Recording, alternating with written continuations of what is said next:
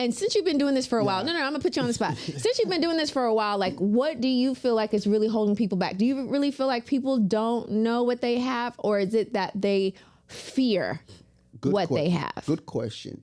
And while you were talking, before I answer that question, while you were talking about the streams and the river, I just remember the scripture, Psalm 1:3. And it says, you shall be like a tree planted by the rivers of water. Right? It said your leaf would not wither. And it said whatsoever that person does is blessed. Yep. So even God just says, you like a tree, like a stream. You're like a river.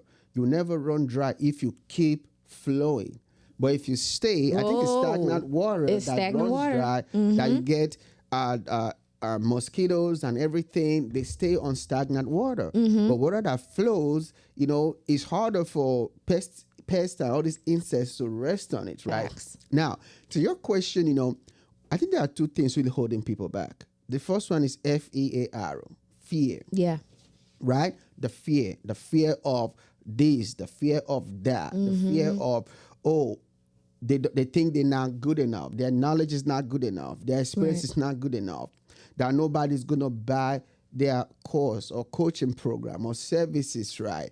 And the second thing that is holding people back is exposure, right? Because we are all products of our environment, right? The reason why you and I know about the creator economy and that it's easy and faster to become a millionaire as a course creator or a coach, right? Or an e-commerce, some form of online business, is because we've been exposed to it. Yeah. But some other people, it's foreign to them because they are not exposed to them. This is true. So they have no point of reference. No point of reference. It's like we're talking and they're like, I hear what you're saying, but I have no point of reference as to what you're referencing right now. Exactly. And that is another reason why, this podcast is so important. Because now somebody's probably going to be hearing this for the first time. Right. And now they can have that faith and belief in themselves that they can run a successful online business by simply sharing or teaching something they already know or something they're going to figure out so they can teach the next person, right? Exactly. And this is so important because environment is so important. Oh, right? yeah. I talk with an accent. Hi, I'm from Nigeria. Why? Because I was born there. Yes. My wife is also Nigerian. Both of our parents are Nigerians. But she has an American accent because she was born here. Exactly. So what's the difference between both of us Nigerians? Environment. Where we're born. So I grew up hearing people talk like this. Their tongue and moves a certain way. Yeah. They pronounce words a certain way. And now I have been programmed for life, right? I've been programmed for life that I have to talk a certain way, right? And, somebody's like, but you can lose the accent. It's not as easy as you think. My dad has been in America for over almost for close to 40 years. My dad's been here for 40 years. Your dad has been here for over 40 years, right? And, we see Indians also too, Africans that have been here for 50 years. It's so hard. But that also tells you the power of the environment. Yeah. That your environment matters. It really does. Where you were born, how people behave, how they talk, what you see, what you experience, molds your life and controls your life. Except you do intentional work to break it, right? And that's the power of the brain. Yeah. That is because what you're saying is environment. Yeah. So basically we are programmed, so to speak, according to what we've been exposed to in our environment. So then when we say, okay, I want something different than what my environment showed me, there has to be that intentional work. And that's the process of becoming rich. And I feel like that's the hardest part for people, which is going beyond what is normal, what's usual, what's the regular everyday flow, verbiage and all of that, to now program yourself to see something different, embrace something different, operate or speak differently.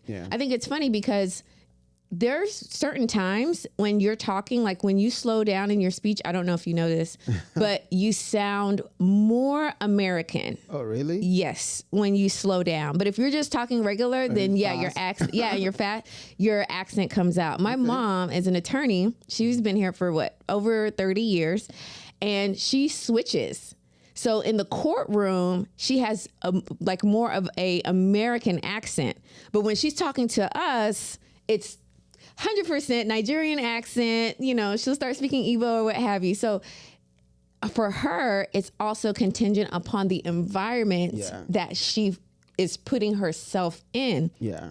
But I think that is a testimony to how she has intentionally trained herself to kind of go with that flow and that what's happening in the environment that she finds herself in. Yeah. And we call it code switching. Like the way I talk at work or as a boss is not the way I talk at home. Yeah, I understand. It's not happening. So that's the important environment is. Very. So to build wealth, to become rich, right, your environment matters a lot. Mm-hmm. You know, I also remember too, where we live on the north part of Atlanta now. Yeah.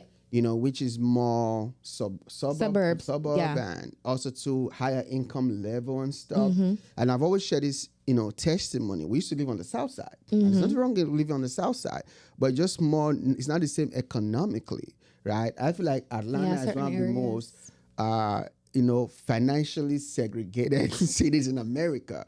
Whereby, that's a way to say you know, the kind of the poorer people, so to speak, stay on the south side. The more black people stay on the south side, the more, you know, Caucasian, the more affluent people stay on the north side. But that's another conversation. We need to do an episode on Atlanta one day, you know. And, a lot of stuff going to come up with that one. Yeah, so we stay on the south side, you know, it's a different environment. It is. Right? Can we see an area where people are, you know, struggling with their bills, struggling with paying their car note, their car break down every now and then. They push their car. They asking you for cable to jumpstart your car, and all of these other things going on, right? So it conditions your mindset for lack, for mediocrity. Mm-hmm. It conditions your mindset for failure, to settle, right? And your exposure, your environment is now conditioned by what you see. Yeah. So, but when you go to a different environment, now you are conditioned by what you see, which is wealth, which is affluent situations, which is all kind of great opportunities that are going on, right? So that's why we can not just tell people to share their knowledge, skill, and expertise, and now also tell them how to begin to become that person that will attract wealth and richness, right? Mm-hmm. But before we do that, can you share some knowledge that somebody can begin to turn into some form of online business? Because some people are going to be like, okay, I don't know what knowledge to share. I don't know what my experiences will be. I don't know what my passion is, or I don't know how to turn into income. Can you just share some things? How can somebody go from knowledge to becoming wealthy very fast? Okay, so I have a whole story around this, but I'm going to try and be as concise as possible. So when we lived in Arlington, Texas, I was a professor at a university, and one of the things that we covered in my class. You need to tell people. Yes, yeah, they don't know that I was. Now it's just only beauty, but brains, right? Beauty and brains. Beauty and brains.